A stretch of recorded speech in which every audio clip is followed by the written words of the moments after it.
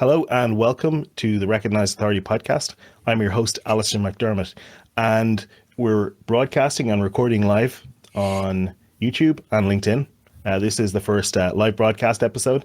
So I'd like to thank my guest, Al McBride, for being the guinea pig for the technology and all the going live. So on this episode of the Recognized Authority, we're going to be talking all things negotiation.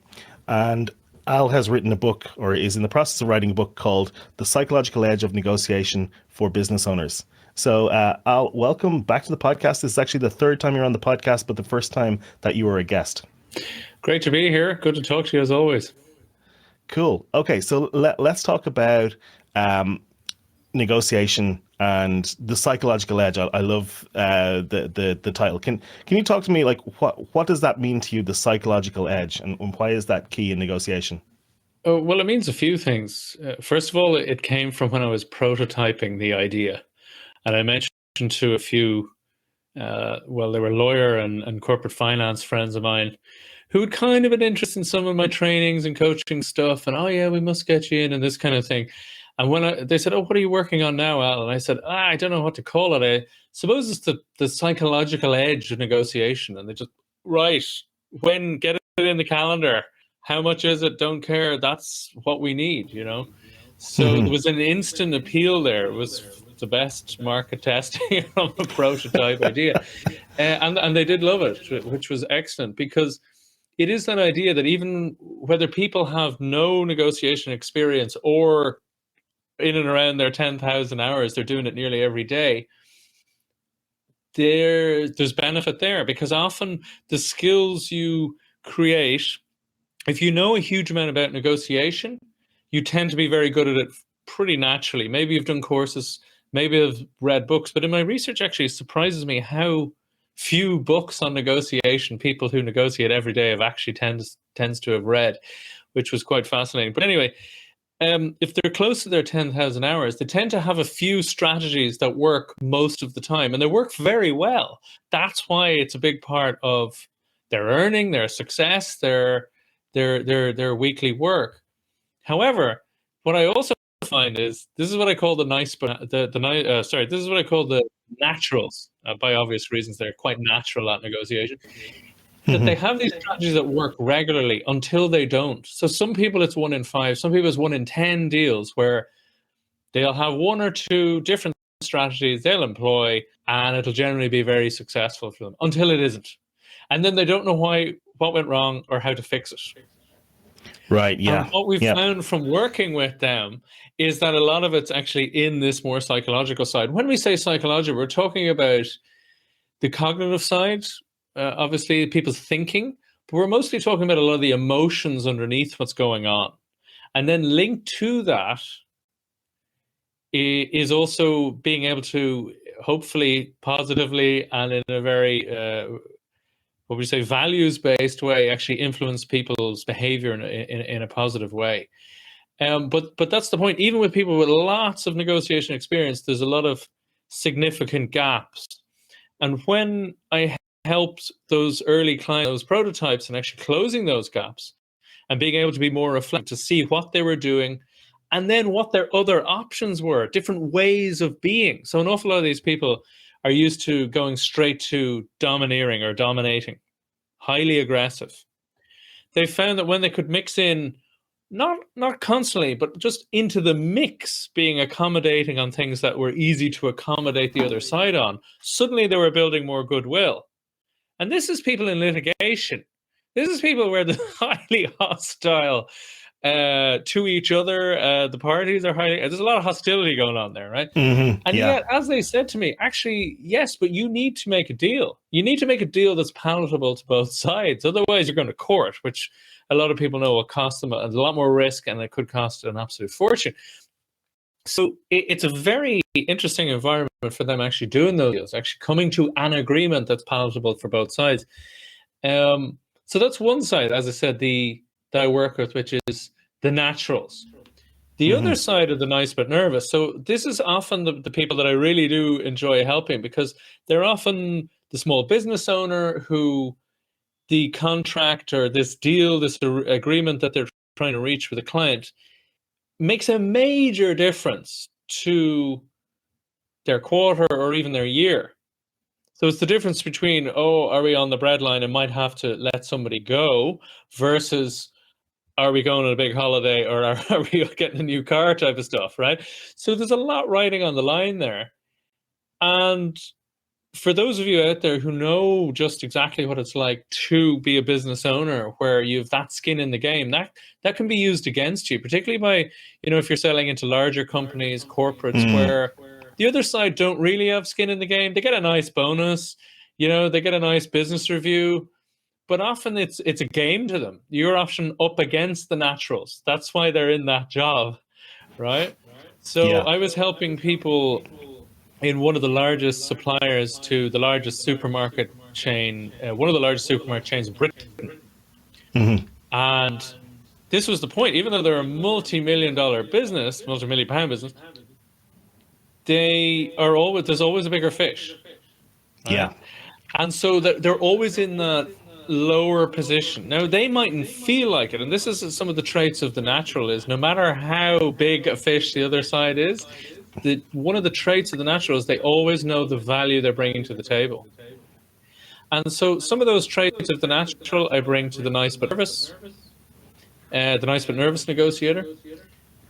But with both of them, and trying to build them into what I call the supernatural, so that the natural people have that extra element of being more fluid in who they are in that negotiation, how they're able to move often from domineering, but also sometimes to avoidant, to accommodating, up to compromise, which has its place.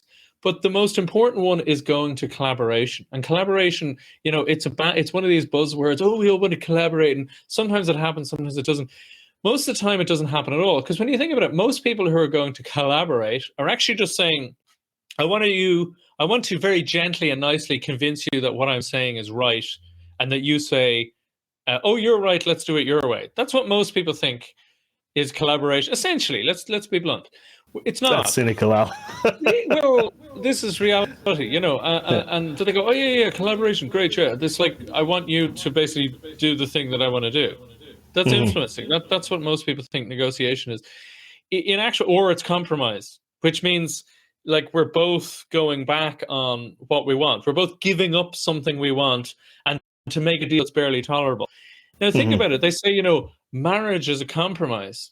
Well, there's a huge divorce rate. And one of the reasons in relationship counseling why marriage is a compromise, and so many of them fail, is that people are looking out for, it gets down to what we're just about willing to tolerate. How many of my needs are being met versus not being met, until it flips over. And then you go, well, what's the point in continuing on in this agreement? What is a marriage but agreement, right? But think about it the same for a business relationship, internally as a partnership, or, vendor to supplier, right? It's the same thing. Where how much are you going to tolerate until you say, I think we can do better, right? And again, there's a lot less at stake with business relationships, right? It's not a whole marriage, right? So, but it's the same principle. Whereas when you start with the idea of real collaboration, which the definition could be, how do we both get as close to 100% or even beyond 100% of what we want? How do we both do that? So you start with that as your primer, as your intent. And then you suddenly get quite creative. First of all, you have to be more, you have to be clearer and more astute as to your needs in the first place. And a lot of people aren't. So So beforehand, you're doing some proper reflection as to why do we want it? Why do we want it this way? So we look at some of the greatest negotiators in the world. What's the difference between the best and the rest? One of them is being extremely clear on where they want to get to, and extremely flexible on how we can get there. So a lot of more, what you might call mid-range negotiators, tend to hold cards close to the chest. And yeah, you don't want to give everything away, but and you're holding a lot back, and you're not even clear on why you need the thing. It's incredibly difficult for the other side to facilitate that need then, because they don't even know what it is. They're guessing, right? So when you're getting into that more collaborative mindset, it's not about not protecting yourself. It's not about holding a few details back. I mean, that's necessary. But it is about the attitude of, how do we both actually get so much that this deal is insulated from potentially other people coming in and usurping it. Mm-hmm. Right?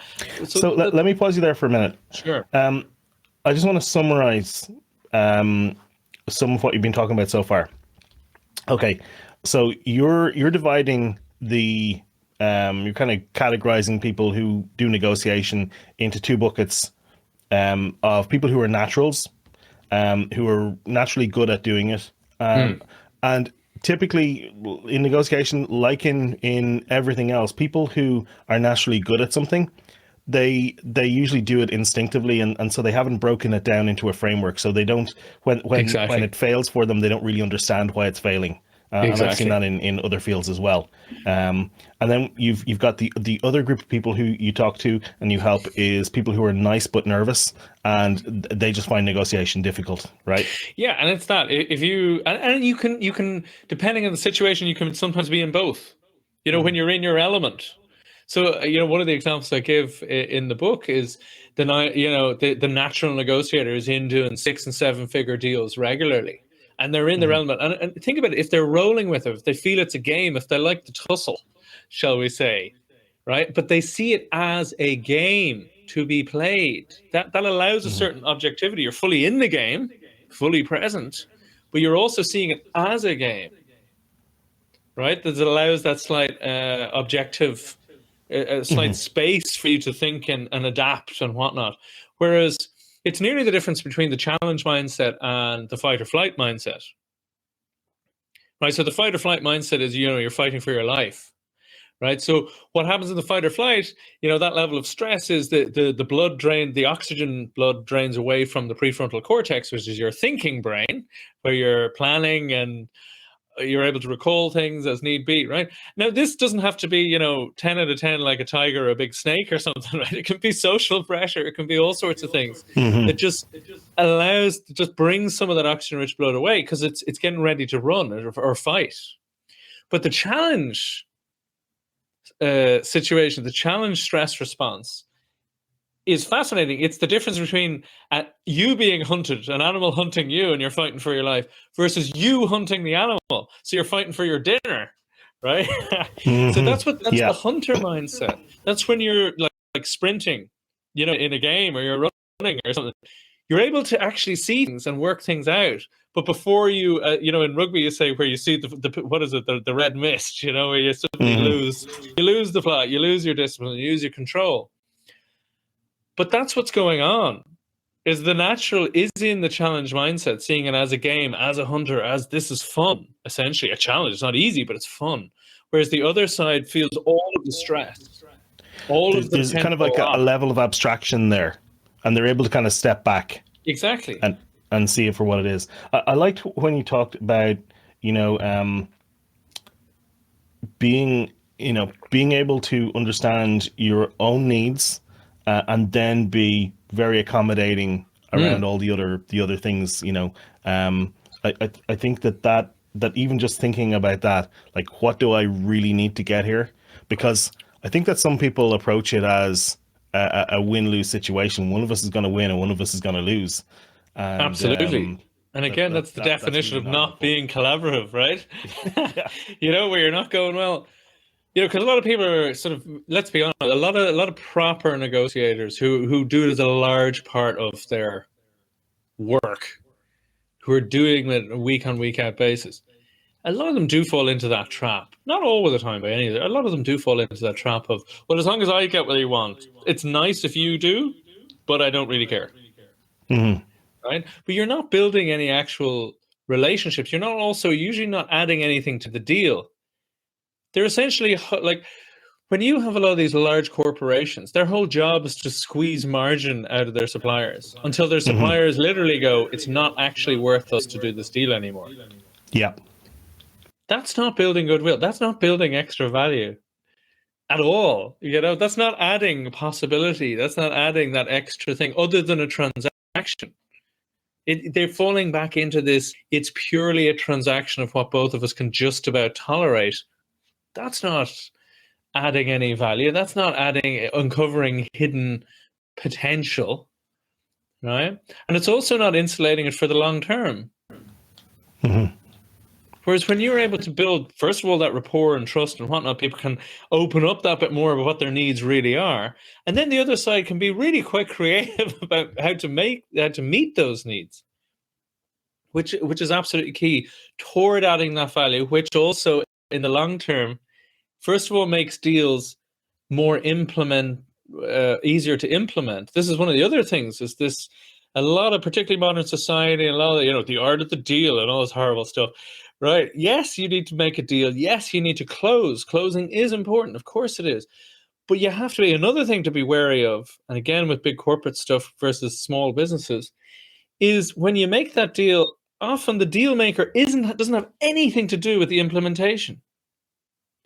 And so what with quite a few of my clients, which is very tricky, is they do a deal with one person, and often if it goes well and they've applied some of the stuff I've been talking about, they have a good relationship, that it's moving well, but they've been reduced down from the original brief, the original need. And then how it's implemented has nothing to do with the person that did the deal in the first place. And so it's not fit for purpose, so it has to be renegotiated. Yeah. Right, so, and this is the problem. So it's when you have an implementation mindset, well, how will this actually work on purpose? And you can tell when you ask, someone, who else is actually going to be running this on your side? And if they're not included as a stakeholder, at least with their needs, at least in one meeting or a report saying we need this is what didn't work the last time, and so on, then you're setting yourself up for some difficulty down the line. And that again means that a lot of these negotiated agreements don't even last the course, or if they do, they're messy. So what's the solution to that? I mean, is the solution there, to be negotiating with the end client as opposed to a middleman? Is that what that is? Or again, they think they're doing it because they're usually their KPIs, their objectives, how they're judged is more so, unfortunately, on the deal than on the implementation. Mm-hmm. So you need to get people in that room. And it's also just using prospect theory, where you have to frame certain things as loss and certain things as gain, even if they are a loss. You say, look, you can negotiate, you can kick me around this room and come out with a great deal, which will fail down the line. Mm-hmm. And then we will hold you responsible for it failing. Right? That will be the clear reason why it failed. So it's a very short-termism. Whereas you say, look, if you want this to be a good deal that you get and well implemented and beneficial in all sorts of directions for your company, never mind ours, then you need to get some of those stakeholders in so that we're doing a deal that's fit for purpose long term. Because when a deal is closed, that's not the end of the whole thing. Like they say, putting a deal to bed, closing the deal. Think about it, the words. Like it's like as if that's the end of it. No, that's the end of a phase. Mm-hmm. But having the mindset that, again, we have to collaborate and work together on this now. So we need to have those conversations. That's something you really talk a lot about, is collaboration. That seems to be the kind of the key takeaway for me here is just how important that is, thinking about it from that mindset. So I want to jump to some specific questions. I know that you talk about 3 foundational principles. Can you talk a little bit about what those are? Well, there's a few things around that. The 3 foundational principles. These are kind of, how would you say, fundamentals that, regardless of the area, don't really change. So number 1 that I work with people, and this is maybe more relevant to the nice but nervous, is what I call think like a shrink. Now, I could say think like a coach or think like, a counselor or something like that, but it sounds good, makes you copy, think like a shrink. So you think, well, how does a shrink think? And it's this idea that even when a therapist is with a client and the client can be abusive and like, I come here and I pay you money and you're doing nothing for me, it can be abusive.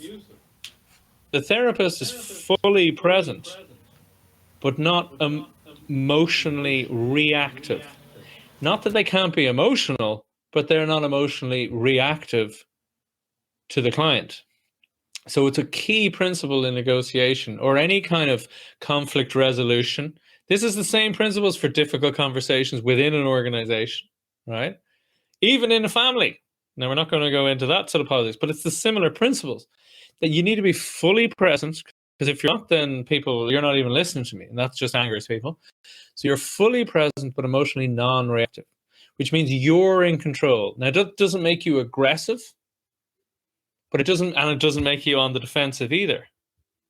So people can say stuff and it can slide by you and you're still there and you're leaning into it. So that's where you have those more difficult conversations, because you're allowing the space where it gains trust, because they can have an outburst, whether it's a tactic, a ploy, or genuine frustration or whatever that might be, whether it's even anger. And you stay there, lean into it, that immediately creates a certain level of trust that, oh, wow, I can actually lose the plot with this person or get frustrated with this person, and they don't attack back. But they're also not being weak, right? They're still there in their strength, still fully present. It's a powerful thing. And when you can do that, then it allows the other person to go, oh, okay. And then they can either tell you why they're frustrated, or sometimes they'll even apologize. Well, sorry, that was out of order. Either way, there's a building of a relationship, a building of rapport there. People can lean into that space. So that's one very important principle, because often the natural reaction is, blah, blah, blah. Well, screw you. Well, you do that first. Really, a lot of people go on the attack, or, defense is the best form of attack. Oh, well, I didn't mean it in that way. And, blah, blah, and you're excusing and on the back foot. Not good either. So as I said, think like a shrink. Very important. So I like that, and I don't know if you can hear, but now I have a digger going outside my door. The joys going live. So the next thing you talk about is not a photo but a sculpture. Can you tell me about that? Yeah, that was just a metaphor, essentially, just like to think like a shrink. I mean, they're all metaphors, but it's a metaphor to help you remember that. Well, how do you look at a photograph? So whether it's on a phone or on a printout, you turn the thing at an angle and it's the same image. Nothing changes. You can't see more, like, oh, I'm going to look behind that hedge. It doesn't work like that, right? So most people think of a deal as a transaction, as this 2D or even 1D flat object. And you need to remind yourself, it's a 3D object, like a sculpture that you see in real life. So what does a sculpture ask you to do that a photograph can't? Sculpture asks you to move around it. Either you move it or you move yourself around it, right? So that you can see new angles, you can see new perspectives, so you see it in a whole different understanding, right?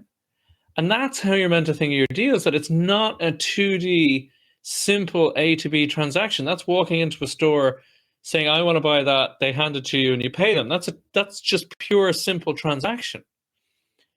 Whereas when you're thinking of actually making an agreement, again, we're talking mostly as a negotiation, cross-table negotiation.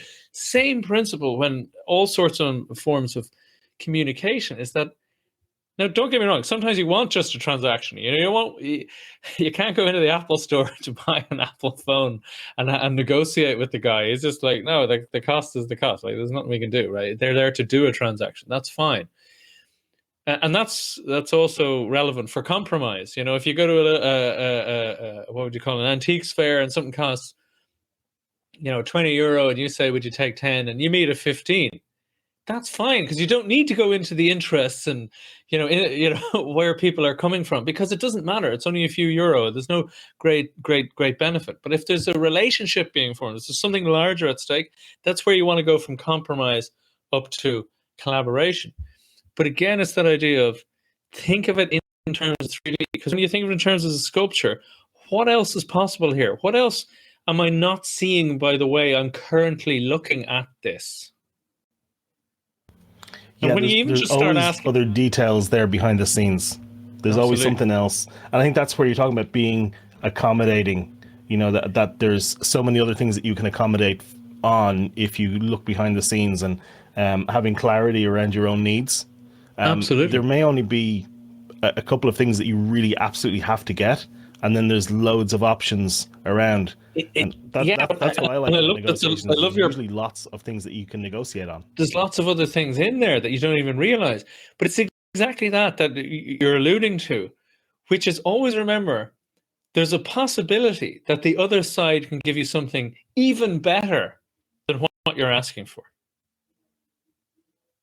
Now, this is something, in that lovely book, Never Split the Difference by Chris Voss, which has become quite famous lately. He's the FBI negotiator guy who then went into sort of the academic side and then into the business. And he actually writes some really good stuff. I do like his stuff. And that's worth a read. But one of the things he talks about is the amount of times in large negotiations that people are just so focused on the outcome that they want that they miss out on getting something better, which is weirdly easier for the other side to give sometimes because they're so outcome focused, which is great to be goal focused, and how you get there. But remembering when you know the why, you know the purpose it's meant to serve, the need it's meant to address, if they offer you something better, what? Brilliant, go for it. All right. What's the third of the three foundational principles that you talk about? No is the beginning. So a lot of people, when they're having these difficult conversations, they'll ask for something, and the other side will go, "No, doesn't work for us," and they'll go, "Oh, okay," and they'll move on to the next thing. Now, again, if it's super minor, then that's fine because it doesn't really matter. Just like the trinket at the antiques fair or something like that, right? But if it does kind of matter, instead of go, don't get mad, get curious. Right? Or don't get sad and disappointed, get curious, right? So lean into it. So, that doesn't work for you. Oh, that's interesting. Would you mind, what is it about that doesn't quite fit for you? Oh, well, and then they'll explain their reasoning. So at the very least, you're getting an insight into what their needs really are and more nuance into what their needs, if you know kind of already. But also you're getting, this is about 20 or 30% of the time, you'll find that they've misunderstood something you've said, maybe because you weren't clear enough about it. And they think a situation isn't quite what it is. So they've said no because they have a misread of what you've said. So you can actually correct them and sometimes say, and have that thing then accepted. But at the very least, you get an insight into the reasoning behind them saying, no, that doesn't work for us. So no is the beginning. If they say yes, then yeah, super. But if they say no, then it's a new beginning of that of a new tangent on that conversation, rather than just saying this yes, this no. It's not just a checklist. It's a dynamic thing. We're trying to learn about the interests, the needs, the perspectives of our counterparts, so that we can help them get it. Because the more they get, the more they're likely to reciprocate in some way, shape, manner, or form. Right. Okay, so I'm going to have to wrap this up soon because we've got about 10 minutes left, and I have some other questions I want to ask you. Okay. But I just want to see if I can summarize what you've been talking about. I think the big thing for me, the big takeaway is that as potential negotiators, we can be more accommodating. And there are probably things that we can accommodate that would be valuable to the other party that we don't know that it would be valuable to them. So we need to talk to them and figure that out, and approach it with a mindset of real collaboration. And then the what you were talking about, and I think that for me is the photo not a sculpture thing. A sculpture not a photo. In that there's more aspects to the potential deal than are initially presented. And there's a lot more that we can negotiate on. There's a lovely synopsis, but just to add to one of your points there, just to clarify, I'm not suggesting you're particularly weak or vulnerable either. Trust is built, rapport can be built in an instant. We've all gone and met people where we get along instantly. Like we just fit, we're on the same page, there's good energy. Other people less so, right? It takes time, and that's fine. That's rapport. Trust is built incrementally over time. One person saying they'll do something, they do it. Another person, then there's some level of reciprocation, however perceived. And that's built up. So it's not about just being weak and giving away the farm, and then somebody pulls the wool over you and you get nothing in return. That's not what I'm talking about with collaboration. Right, that leads me to another question then. Mm-hmm. Can we negotiate successfully when there's no basis for trust yet?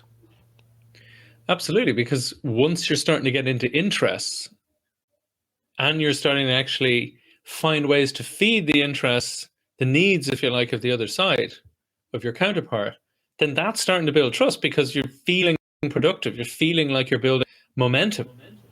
Rather than the other side So basically, a stonewalling good you, you know? negotiator is building trust as they go, Absolutely. Absolutely.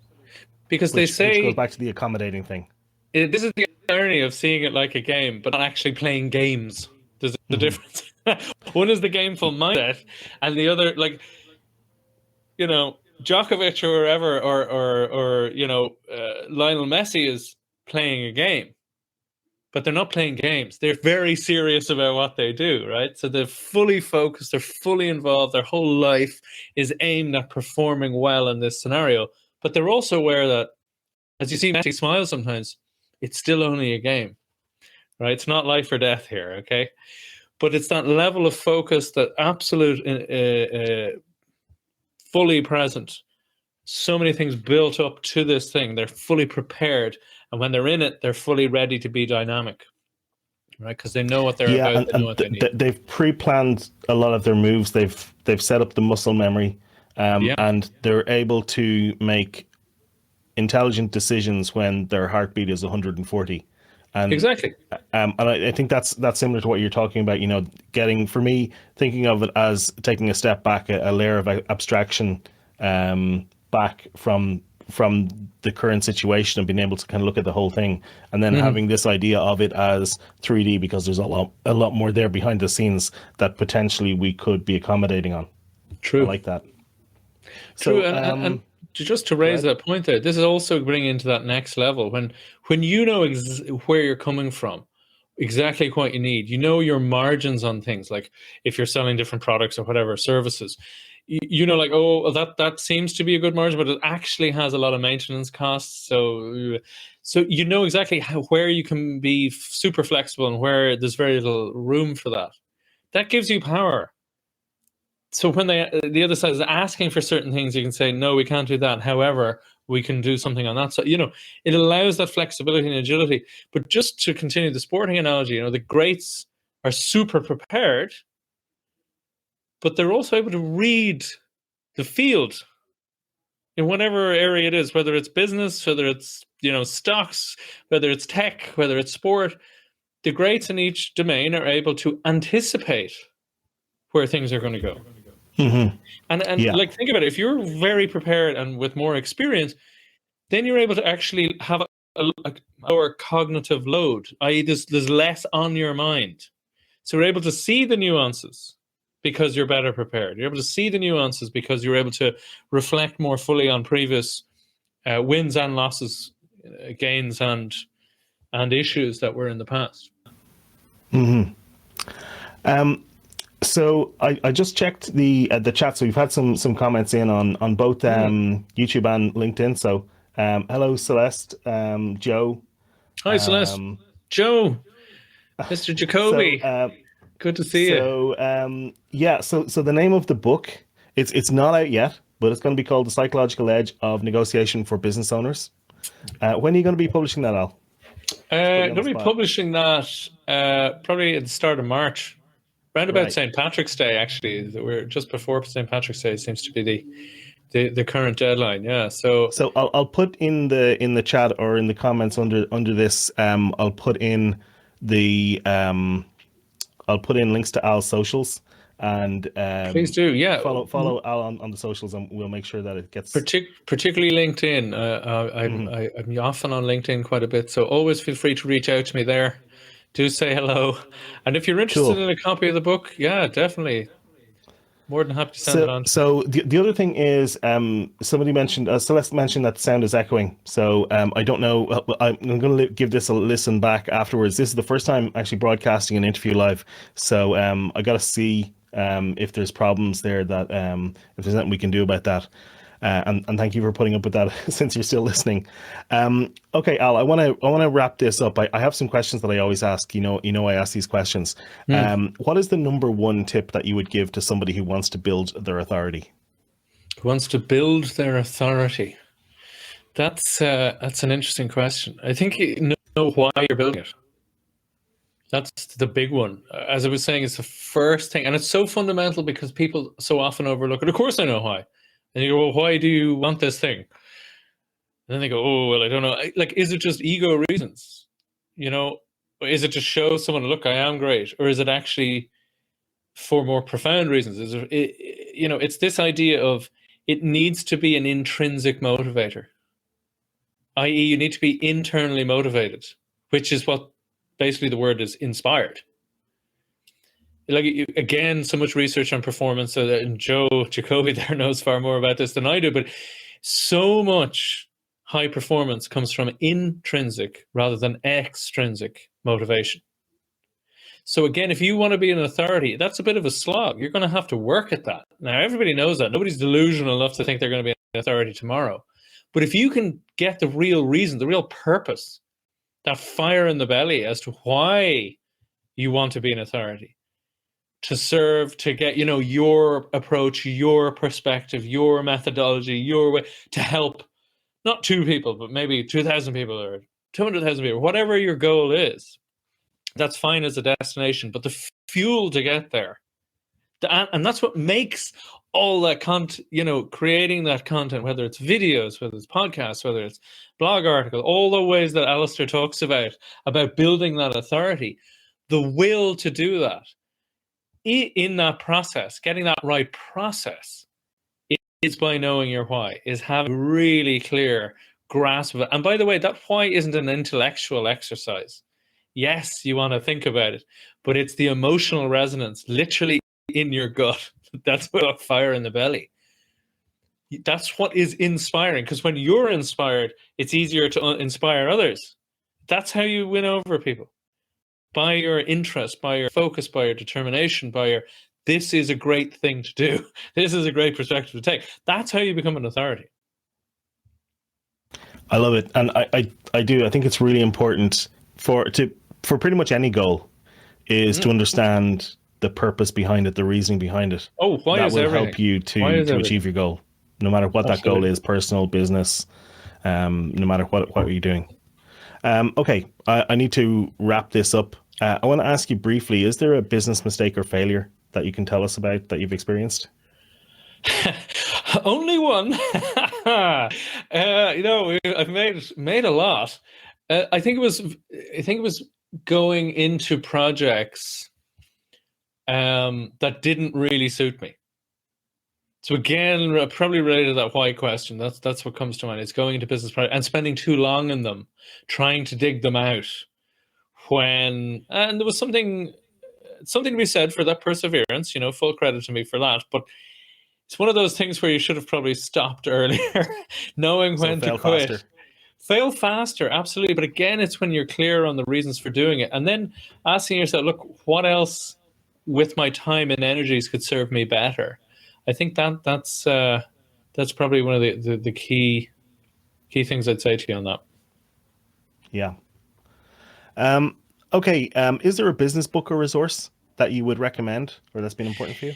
There is, and it's probably a bit different than what you might expect. I did mention, you know, Chris Voss's Never Split the Difference. That's a lovely overview of basically some of the more psychological aspects playing into negotiation. And he's talking about an awful lot of stuff since the last 10, 20 years where psychologists have got involved in it. Because originally it was lawyers, then it was economists in the theory of negotiation. And then with his stuff, he's talking much more about more practical stuff. Again, about rapport, relationship, communication. It's all my stuff.